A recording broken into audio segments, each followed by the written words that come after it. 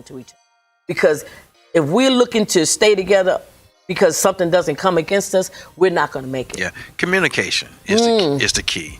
Communicate. I love to say partnership. I love to say the word partner. Right. Because partner to me is investment. Right. We both got a lot to gain here. Right. And we got a whole lot to lose. Right. I like the gain. I like the profit margin. Meaning I like to see the increase. Right. So I can be what God says a light to the world. So in our marriage, we get a lot of compliments on Facebook. We're not on Facebook trying to be the ideal couple. No, we just enjoy. No. We mostly enjoy being, and with our grands. Yeah. So right now, I'm in the best of my life in my marriage. I love you. I adore you. I appreciate you. I value you. So now, did I do that in the beginning? Somewhat and some not, because it's a level of maturity. You evolve to that. Yeah. So I shared with a brother one time, I said, in life, you as men, and this goes for women as well, once you make that turn, you turn for the better. Until then, you're going to keep doing the same crazy stuff. Till you make the turn. Exactly. And I like that word you said, value. Yeah. Anything we value, we take care of. Because I have some jewelry that it's not that big of a deal. It's kind of cheap. I'll loan it out. If you like it well enough, I'll let you have it. Paparazzi? Okay, go ahead. Don't do people. All right. Anyway. It's good. Hey, what you like, you like. Okay, let's just take it there, because you already said it's $5. Yes. $5, you can share $5. You can say, hey, you like this? Okay. You like that? Okay. You can have it. That's $5. But Vera Wang is different. Vera Wang, it's a whole different level. You get $5,000 piece of jewelry. Yeah. You got to pray. That's inheritance. You got to pray when somebody say like, oh, you do? Thank you. And you move on. Yes. But, the value of something sometimes determines the effort that we put into maintaining it. Like jewelry. You said a key word. Maintaining, which is maintenance. Right. That's maintenance in our relationship. That's fine tuning. That's changing the oil. That's making sure we got the right fuel. What is the fuel? Our connection. See, everything has its own dynamic, but you got to be willing to invest in that. Exactly. And maintenance is recognizing. Yes, ma'am. That something is needed. Yeah. Like I can look at you and determine, and just in your outward, whether or not you're in a good place. I can determine if something's bothering you. Like sometimes I don't understand how come husband and wives don't recognize when they're irritating their spouse. When they are doing something they know that spouse doesn't care for. You see it? Yeah. Like I can recognize when something's bothering you. I need to make a shift or find out what Ask exactly. the question. Yeah, ask the question. Honey, are you bothered? Is something, because it doesn't mean I'm doing wrong.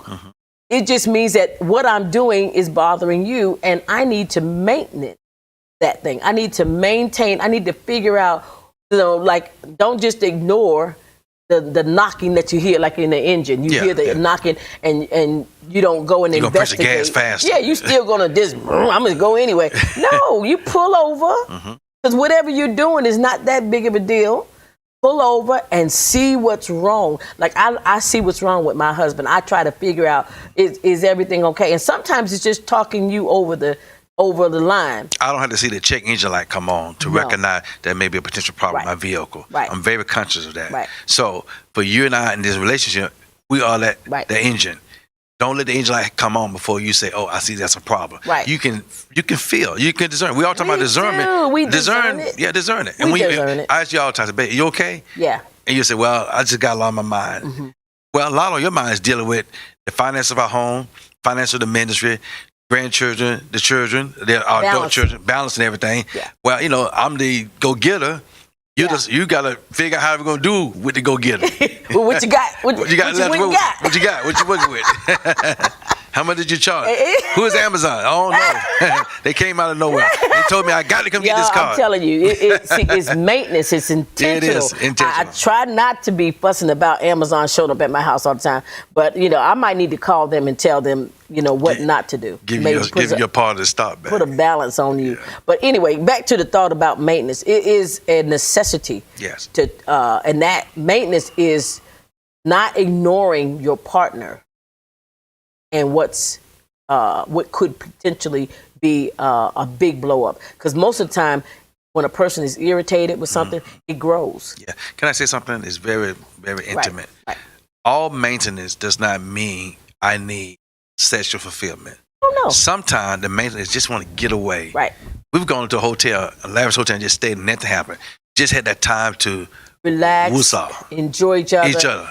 Just and just get away from the what we call the rat race, the continual on the wheel, the same things that we have to do. That it's part of life. We got to do. Only if it's $500 a night. That's it. We got. Man, go stay here in this show.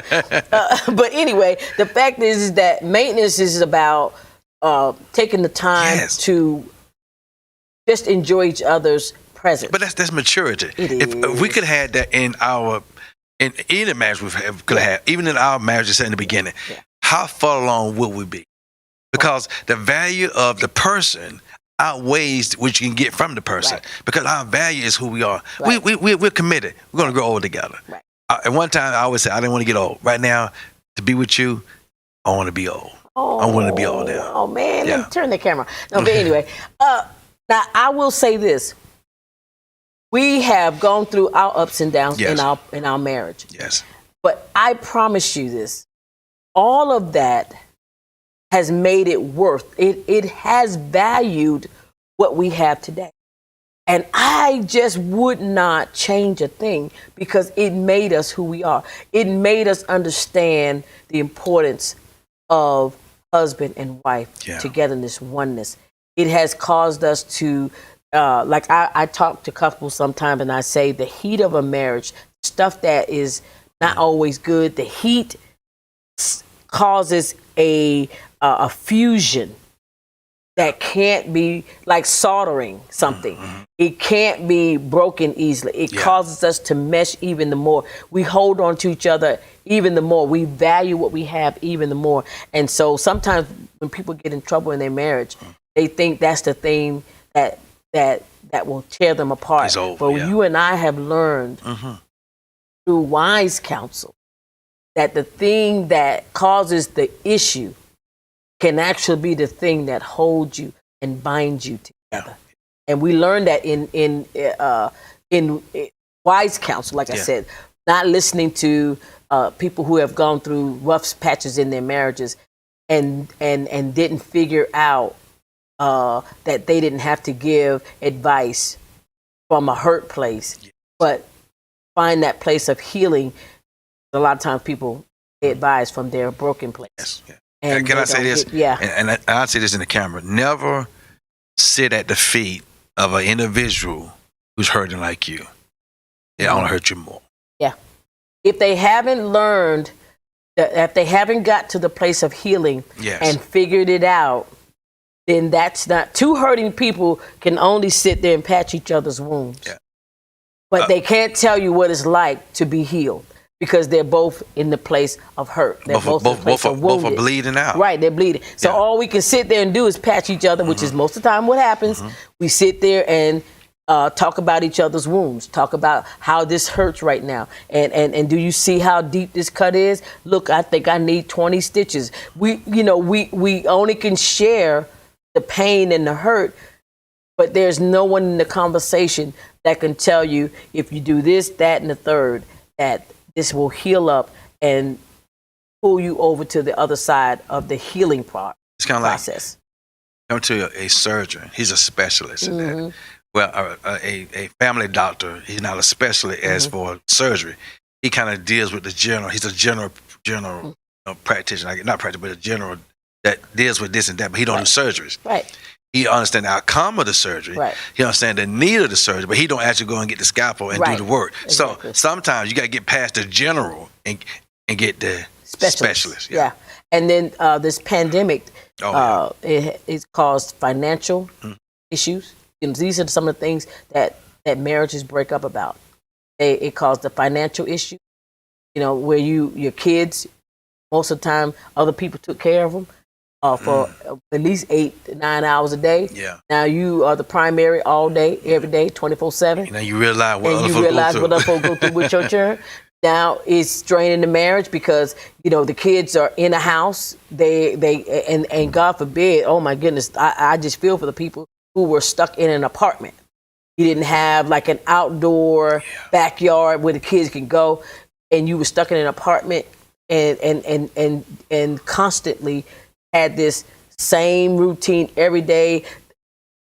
Those things like that put a lot of pressure with the husband or the wife. Both were a dual. But in some of the pandemic now, the studies also, I'm gonna want to do a lot of studies. The studies show it has caused a lot of the families, husband, wife, to start becoming more creative. Right. Such as cooking different meals, craft stuff, stuff like that. All the stuff from Amazon to do with the family. So it had its positive moments. Much more a lot of negative, but that wasn't positive. But one of the positive was the one that kept him first. That's exactly. Yeah. And not only that, but even the ones who love God. Yes. There were some slides in it, because in the beginning we had no skill practices on this constant pressure that was placed like on us. We woke up one day, you're on your own. Yeah. You can't you don't have access to your pastor. You don't have access to your counsel, because your counsel for counseling. Yeah. So it's kind of like throw it out with the bathwater, and you had to survive to a certain degree. And we didn't have, like before this, we didn't have a history that we were aware of. Yes. On how to deal.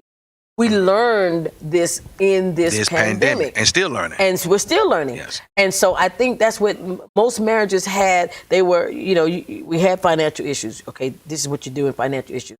And this is what you do when the kids, and this is what you do when you don't have a job, and this is what you do. But how do we deal with marriages and stuff in the time of the pandemic when so much went wrong? It wasn't just one thing. It's one thing when you have financial issues, another thing when you have this issue, you have that issue. But all of those issues all at once, compressed and pressing on the marriage, I believe during this time we learned some things. We're able to grow if we allowed the Holy Spirit, wise counselors, to help us to cross over some of these barriers and learn what I said is become that one. The mindset of oneness in a marriage is the marital success. Without the oneness of two, husband and wife, without that oneness, successful marriages is not obtainable. Cannot have it. You and I, and when we say oneness, I don't want us to confuse likeness with oneness. Yes, that's good. Likeness and oneness it's not the same. Let's go back to what we said earlier. You and I are two different individuals in this marriage, but we are one. But we don't do everything alike. We don't. We don't like everything. Yeah, you like spicy. Oh, yes. The spicier, the better. And I try to sneak something in on you. You try to sneak it on me like I'm not going to taste it. And I'll say, why did you do something different? Why it's kind of spicy. Why is this spicy? Yeah. Oh, I use this rub or whatever. Okay. And this is the thing in marriage. Yeah. That happens sometimes. Go ahead. You about to say it. We want our spouse to be like us. Yeah. To like what we like, to do what we do. And if that doesn't happen, sometimes we feel like that's a problem in our marriage. Yeah. We don't appreciate, what I am and it has absolutely nothing to do with appreciating who you are. As a matter of fact, our oppositeness is probably our attraction. Because we're opposites in so many things. He always says this, I don't see it anymore, but he talks about my northernness in me. You just showed it then. When? It's northernness.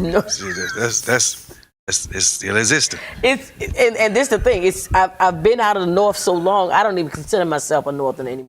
But he says to me that it's the thing that's good and bad in me. He said, rude. Oh my he calls it rude. But I'm from the South. But he's from the South, and sometimes what I was raised in or raised around, which is in the North. That's your culture. Yeah, it's the culture. Yeah. You don't really do all of this. What you all do is Speaking, hey, all in each other's faces all the time. Yeah. About everything, you know, and have an opinion in other people's businesses that you ain't got no business having an opinion in. And so sometimes I'm like that. I mind my business. And we define you as one that can be straight from the hip. You shoot from the hip. You know, while we try to kind of go around. Like Germans use the word Motznick. You know, what you told me? Moxnicks. I think I'm saying it right. Yeah, that's right. What does it mean? Doesn't matter. Doesn't matter. But, you know, we try to make it matter in the South, you know. Right. You know. So, in other words, in a marriage to a Northern from the South, it's challenging. Yes. Even though you've been here all these years, but you are one bona fide Northern. And you need to just accept that plague and move on. It's a plague. Yes, it is. All my Northern people, write him. Anyway. Y'all some rude folks. Love you, though. This the thing. And this is the thing about, I'm just going to defend Northerners for a minute. It's not necessarily rude, but it is a part of the culture of city life where you don't really take, like y'all stop and smell the roses. No, we're we're on, moving on. It's business. You know, you got things just say we to. country bumpkins, y'all say. Things are slower here. Yeah. Things are slow. Y'all move slower. You take the time and sit down and have a cup of lemonade. You put my lemonade in a to-go cup. I got to go. And that's the difference of Northern and Southern. But that's another one of our differences. But it has shaped our marriage to be what it is, which is a good marriage. Right. Because he teaches me, in some instances, on the Southern hospitality thing, on you know, dime back. Oh, I said, let me take care of this. Let me handle this. You just be good. Yeah. And then I also have a way of saying, this is why you stand up for yourself. Yeah, that's good. You know, this is not where you let people roll you over. And so we kind of have a good balance here. You know, I think. I do. And I'm saying, that's what I'm saying is intentionally of a marriage that we both realize is important. You know, again, I don't say it because I'm on public platform. I say it because it's the truth. Our world is a whole lot better because of Sandy. Right. Well, I think that the biggest thing that we have learned is our worlds are better because it's what we want. Yes. Work at it. I put my hand on it. You put your hand on it. It's important to me what is good for you. And we're not jealous of each other. We're not. Yeah. We're not in competition. Not in competition, no. Like you and I, I'm definitely not in competition. I'm not a competitive person in any sense of the word. A lot of people ask me about that. You know, I'm just not a competitor like that. I just don't feel the need to be, you know, if you have something, I don't feel the need to one up it. I just don't have that in me. And so in our marriage, we allow the sun to shine where it's going to shine. I don't feel the need to step in front of the spotlight and be nothing, and you vice versa. We just don't have that. It's kind of like we were talking this morning coming in about the taste that we have. You know, I've been defined as one got by the best, the big and the best. I look at you. You're the one that just have a what kind of classic style. You like high dollar items without knowing it's a high dollar item. It's not a price tag. It's just like, you know, I was at a store, one of your favorite store, and I was shopping for some shoes. And I showed you this pair of shoes. Immediately, you said, those are the one. And you didn't know they was Michael Kors. It's just something about the style of the shoe without the name on it that you said. Your camera rolled by, and I said, go back to that. Go back to that. And then when he rolled back. It didn't say Michael Kors on it because you didn't see it. Yeah. But I like what I like. Yes. But I don't go for, like, I'm not trying to have a high price item. Yeah. I just like what I like. And that's the same thing. We're just not in this competition thing. Yeah. And we're definitely not in competition with each other. And that's what keeps our marriage healthy. I'm for the betterment of our marriage. And as long as we're working together for the betterment of our marriage, then we have nowhere else to go but up. And we appreciate each other in what we do for each other. We do. You know, you go somewhere, you'll bring me a gift home. Yeah. Just say, I thought this would be good for you. Mm-hmm. I go out my way, just like you've gone out your way and do something for you. But we're not competing. You know, we're I not don't trying get to do that often because Yeah. he always got his gift coming to the house by way of Amazon. So I don't get to do it as often as he I'll does. drive it up to you. But you tell me that's something I bought you. But Well, it's like when I purchased the SUV that you wanted, and unbeknownst to you, that it was already in the making, it was already done. You get there, Right. they bring the keys to you. right, When I saw the look on your face of a dear appreciation, it meant the world to me. Right. Because that's what we want in our spouse. Appreciate me for who Right. I am. Appreciate for who I am, not what I can do, right, just who I am. Right. And I promise you, that makes the biggest difference in a marriage, right. especially the godly marriage. Right, exactly. And then just on top of all of that, what you just said about appreciating your spouse, that is a necessity in maintenance of your marriage being healthy. You have to, and be careful. I'll send this little warning out there. Be careful when you can hear your spouse now speak against who you are in your marriage. Whenever there is a constant finding a fault, It's a problem. that's a problem. And whenever you find a person that's not, I'm the same person that you married, but all of a sudden, all you see are my flaws. Well, my flaws weren't hidden the first time. You saw those flaws. So when they become now all of a sudden highlighted, and now the only thing that you can talk about or in your own mind, you sit there and all you can see is the flaw in your husband or your wife. The enemy is now in your head, and you have to now intentionally move toward your spouse for repair of the breach, Because the enemy has gotten in there. not only that, you said move toward, because Right. they moved away. You moved away. You When don't move. You've already moved. You don't move the cheese. Yes. Who moved my cheese? You don't move the cheese. You've already Yeah. moved away. When you can only see the flaws in your spouse, already moved away, and Yeah. you need to gravitate yourself, intentionally pull yourself back because you've let go.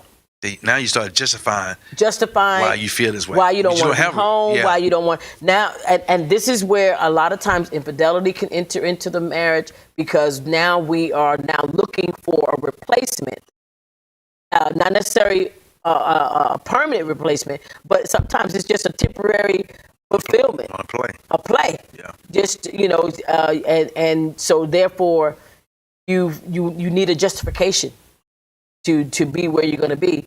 And so this is something that also takes place during the pandemic. And even in our marriage, we have this missing each other go away. I had to go take care of a funeral yesterday. Yeah. And just going out of town without you, only 100 miles away, I felt so alone. I had my friend, Your best Mike, friend. bestie with me, but yet still, it wasn't like having my Sandy with me. Right. But at the same token, it allowed me to just appreciate you even more. Right. Yeah. And that's the other thing about this is we don't have to be together always, but when we're not, we miss each other, You and should. it makes us appreciate Yeah. when we are together. Coming and seeing each other again. So it doesn't have to be where you're 24/7 with each other. And some marriages, they are 24/7. Yeah. They have this, and that's good, because I'm not mad about that. We're almost 24/7. Yeah. We work together, we play together, Yeah. and we do everything just about together. Very few occasions do we find ourselves, separated for a short season, Then when you get the desk taking care of the business, taking care of business. When I go in my office, and I don't want to hear the numbers. Amazon. He don't want to see how many times Amazon comes up. And the funny thing about it, it's amazing. In our marriage, I realized I just need to stop it, because every time I buy something, you get a notification. I get a notification. I've been trying to figure for a long. How does she know? And then realize that It's set up. it's set up. It's a setup. Yeah. I need to Then you know. say, "Did you just buy something on Amazon?" Well, we have counseled in that as well. Yes. As well as received counsel in that. Yeah. But at the end of the day, this is what my topic total is about when we're about to wrap the show up. And I really do appreciate your kindness. It helps out. I'm never ashamed about our process. Our process was what it was, and but if it will help other people in crossing over troubled waters, let's say if our bridge will help you cross over troubled waters, then I don't mind having this bridge. I don't mind having this transparency and this openness about who we are and what we've been through. But my thought is that we make it intentional. You have to make it intentional. Your marriage has to be your priority when it comes down to relationships. There is no other relationship more important than the relationship I have with Reverend Powell. And I call him Reverend Powell because he started off as my pastor, and he's not my husband, but I still have a reverence for him as my pastor. And so sometimes I call him Reverend Powell. But Prathan, my husband, who I love, It took you a while to call me Prathan in the marriage. I think almost 2 years in the marriage before you calling me pastor. Oh my goodness. But anyway, God has brought me over. But our relationship supersedes our relationship with our children, supersedes our relationship with our grandchildren. It supersedes every other relationship that we have outside of God. God is our only relationship that we have that's precedent. But being that we keep God's relationship good with each other, like as far as my relationship with God is good, his relationship with God is good. Keeping that relationship keeps this relationship well and relationship healthy. And so I guess our advice to all of our listeners today is make God first. Make your relationship with your spouse your priority and want it. Let it be intentional. Work on it every day and make sure that it's not conditional as to how you love your spouse. Thank you. Totally agree. So thank you all for joining me today and Reverend Powell, my special guest on the roundtable, talking about marriage. Do your very best is my gift to you. Do your very best to hold on to the one that you believe God gave you as a spouse. Make it work. Give it your all and give them your all. Make your spouse your priority right underneath God, and you can make it work. Make sure that you seek counsel from godly people who are full of wisdom and sound in the doctrine, and you can make your marriage last a long. So until we see you again next week, bless and know that I love you. Sandy Powell here too. Tune it out till next week.